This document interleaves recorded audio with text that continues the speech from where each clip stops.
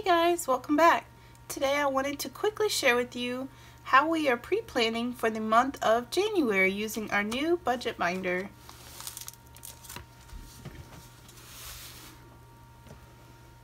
Okay, so I will continue to leave our debt payoff charts here in the front. Under our monthly budget for the month, I've continued to use all the same numbers I've used in the past.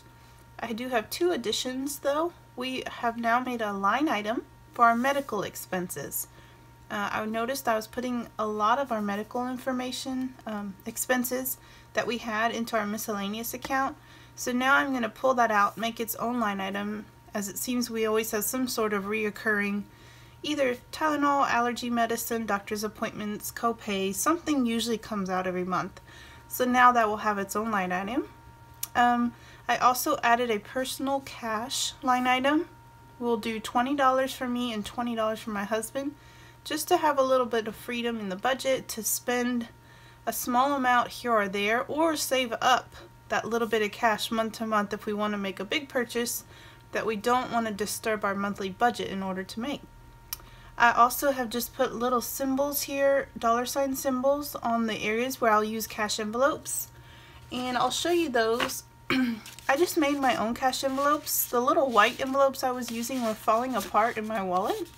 So I just used some of the cardstock I already had laying around and folded it over, made my own little cash envelopes, and made a little label for them. For this month, what we have planned is we are going to continue with our $100 for restaurants. That seems to be a good number for us. We do pretty good.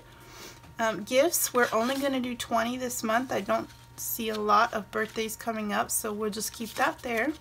Clothing, we're only going to do $20. We got pretty much what we needed at Christmas as far as winter clothing, so we may not need that one.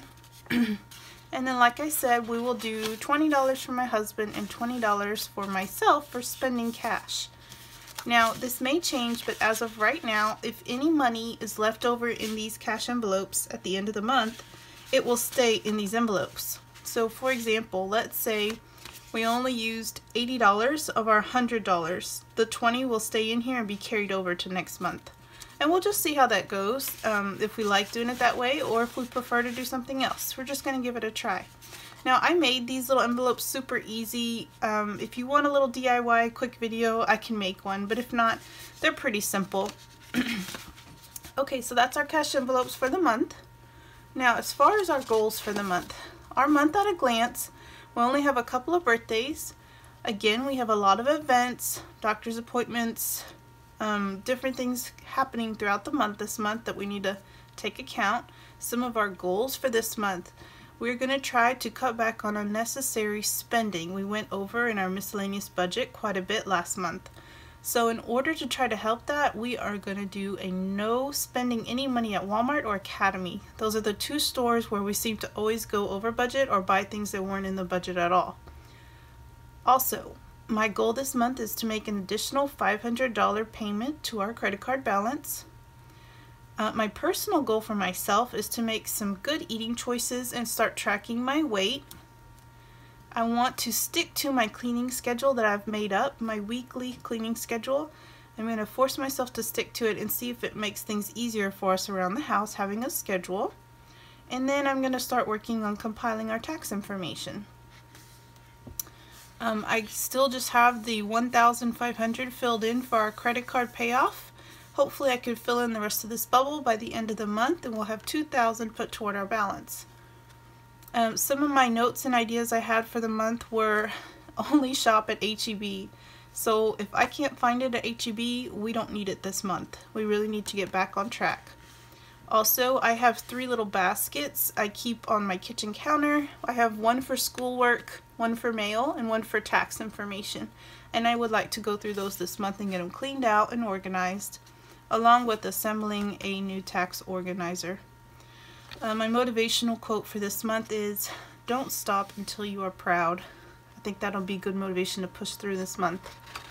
As far as meals, I do have the month planned out. I kind of shaded in the areas where we will either be at a birthday party or out of town, anywhere where I won't be cooking. And then I filled in the rest of the month, and I've started to use these little weekly planner sheets.